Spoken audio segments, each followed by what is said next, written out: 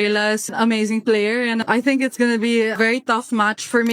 The stadium camera stays on Eala's face for a 4-second beat that the rest of her summer is going to be built around. Intensity is really key in these types of matches when you're playing players of her caliber.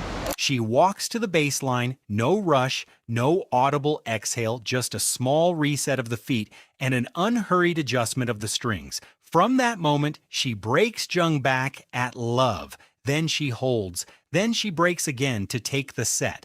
By the time the scoreboard stops moving, Eala has won 7 consecutive games. The second set is hers, and the decider opens with a 4-0 lead on her racket. The match ends 4-6, 6-4, 6-1.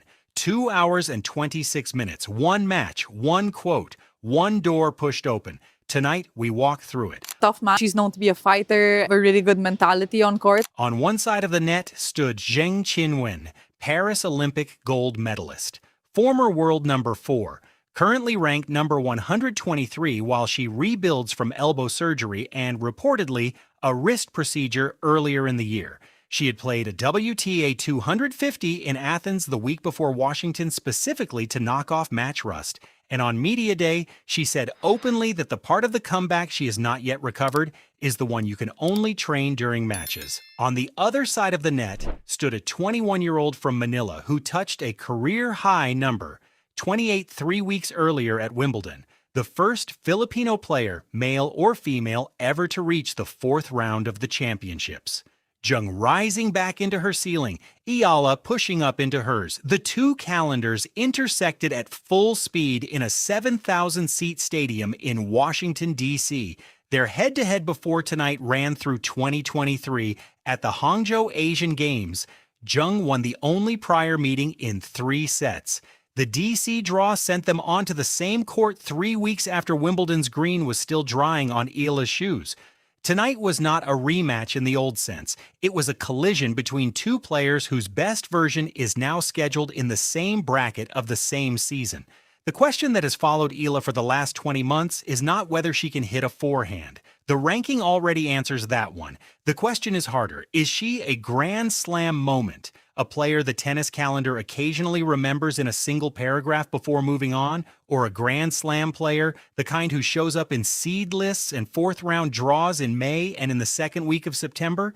The distinction is not romantic. The distinction is money. It is seeding lines. It is sponsorships. It is whether you walk into the locker room and look up at the names on the wall or whether you walk in and they look up at yours. It is the difference between being the warm-up topic for a Schwontek analyst segment and being the analyst segment. For most of last year, the answer hovered in between. A breakthrough becomes a story. A story becomes a ceiling. A ceiling becomes the reason a player keeps losing to the names just above her door on a Tuesday in April. Zheng Qinwen tonight was supposed to be one of those names. Not because she is diminished, she is not. A Paris gold medal does not expire because the elbow needs rest. She is in the middle of the hardest stretch of any champion's comeback, the part she described on media day herself. After I came back from injury, most challenge for me actually is the mind. Body, the fitness, actually I could recover. Jung said, the biggest challenge for me actually is the mind. The body, the fitness, actually I could recover. But the mind, you only can do that during the match, which I didn't have after I got injured.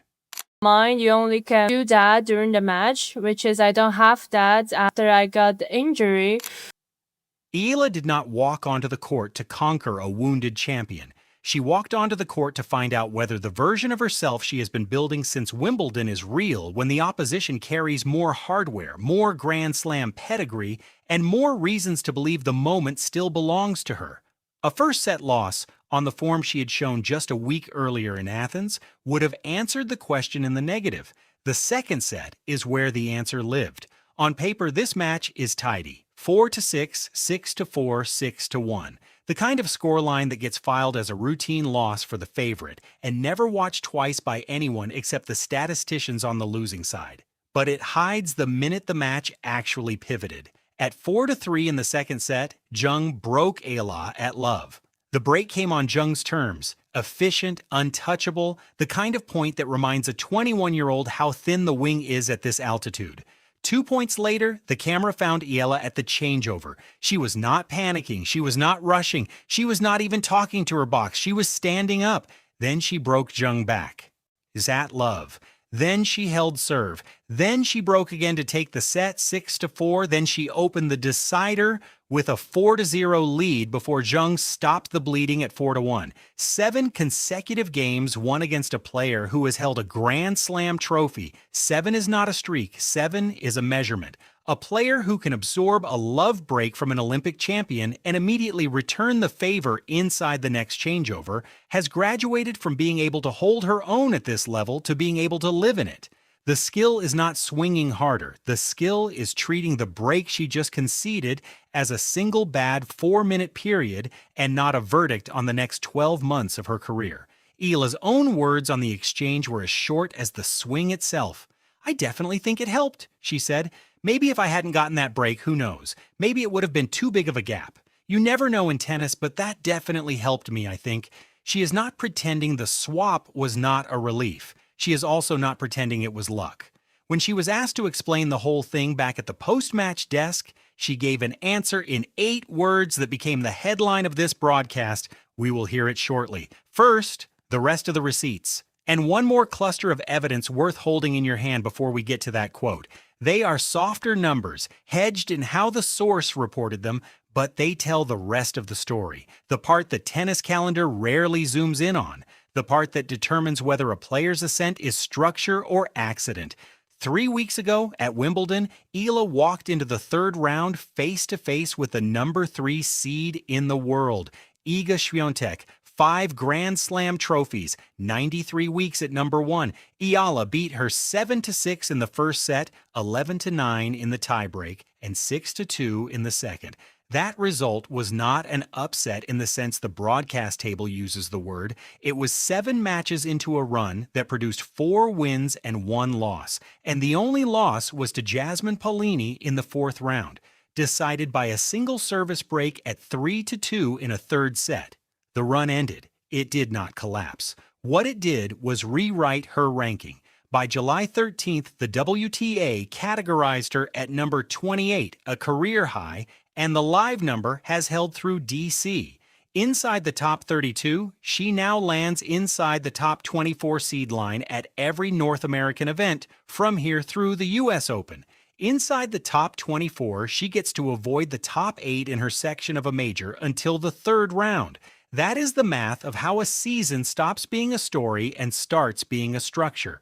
The season under the ranking tells the deeper version. Her year-to-date is 30 wins against 18 losses, $1,285,330 in prize money, 42 matches played, 65.6% of her service games held, 35.4% of return games, 56 aces.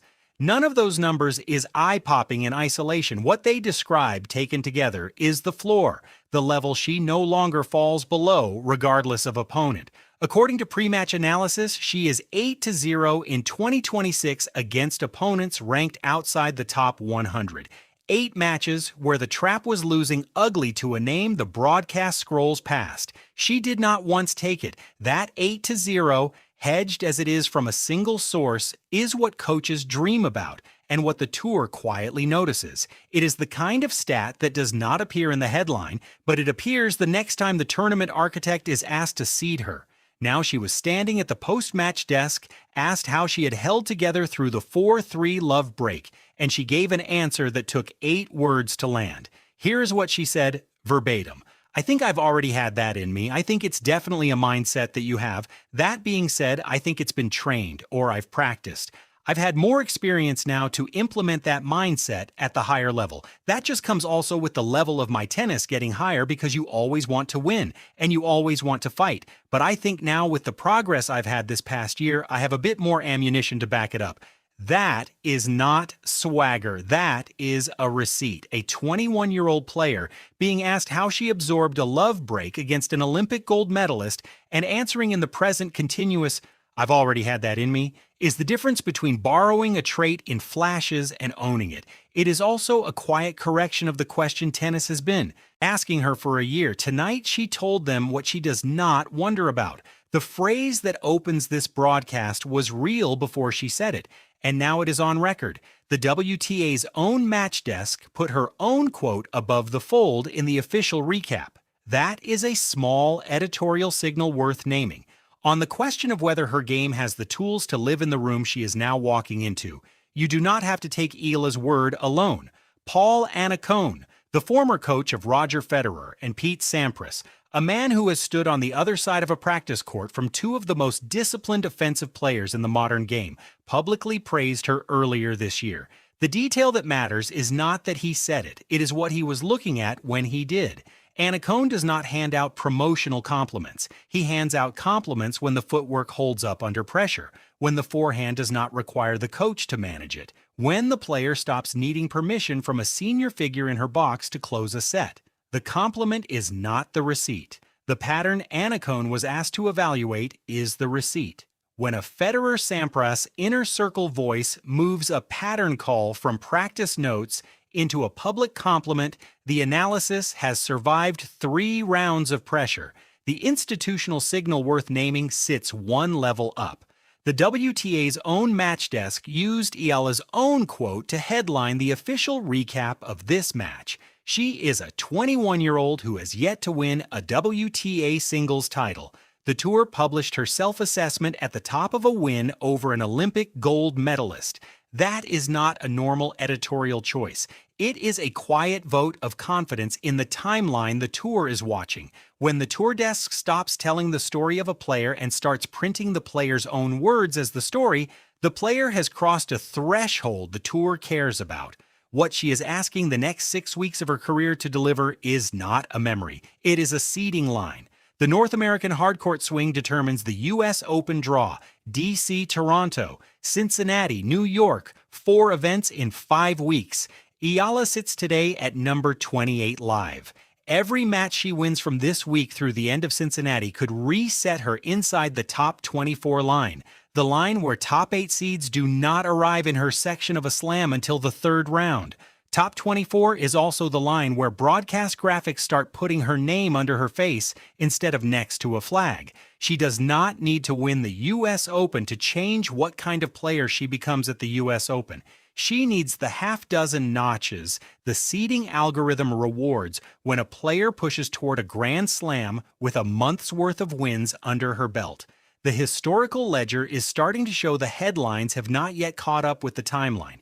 18 months ago, she became the first Filipina to reach a WTA final. 3 weeks ago, she became the first Filipino to reach a Wimbledon 4th round. Tonight, she took a set and a half off a Paris Olympic gold medalist on a North American hardcourt.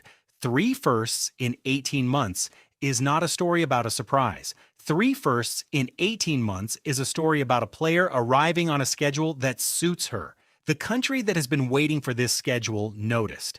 On the morning of July 29th, Manila time, the win was the lead sports headline on ABS-CBN, on Rappler, on Philippine Daily Inquirer, on GMA News, on Malaya.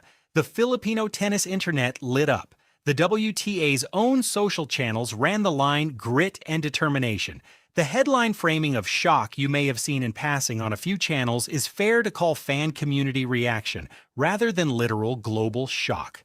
The deeper reaction in the comments and the long posts was closer to, she knows who she is. Before this match, there were 3 weeks when a quiet open tab sat on her record. Wimbledon, round 4 against Jasmine Paolini, 4-6, 6-4, 3-6, a match she led. A match she did not close. The DC Open is her first tournament since, and her next round scheduled this week is Leylah Fernandez, the Canadian lefty number 7 seed, defending champion in Washington, the player who beat her 6-1, 6-4 in Stuttgart on clay just 3 months ago. Battle of the lefties, rematch. The vulnerability is not a thought exercise. It is on the schedule. On Media Day this week, asked how she processes a loss like Paolini, Eala said, The only way to go forward is growth. There's always so much to learn. Every single day is a new battle. That sentence is not a soundbite. It is a load-bearing instruction for everything she is about to do. So here is the room she is in now. 3 weeks ago, Alex Eala walked into Wimbledon's center court for the first time. She walked out as the first Filipino in any gender ever to reach the second week of the championships. Tonight, she walked into the Fitzgerald Tennis Center in Washington, D.C. and beat a Paris Olympic gold medalist at full stretch in 2 hours and 26 minutes. Tomorrow or the day after, she walks into a locker room where Venus Williams, Naomi Osaka, Jessica Pegula, Leylah Fernandez, and Zheng Qinwen are not names on a poster on her childhood wall. They are her peers. The line, "I've already had that in me," is what a player says when she stops being surprised by her own results. The room has been waiting for someone who walks in already knowing she belongs. She has been walking toward it for 18 months. Zheng will keep coming back. The mind is the part she said herself that she still has to win back on her terms in matches like this one. Eala will play Fernandez. The 7 consecutive games that told her what she already knew will either stack on top of more, or it will become a learning night she borrows back into the swing. Either way, the sentence has already been said. The next match is not a test of whether she belongs. It is the confirmation that she does. To walk both legs of this with her, the DC Open continues this week in Washington, and the Canadian Open begins next week in Toronto. The schedule is already written. The room, as of tonight, is the room she is in.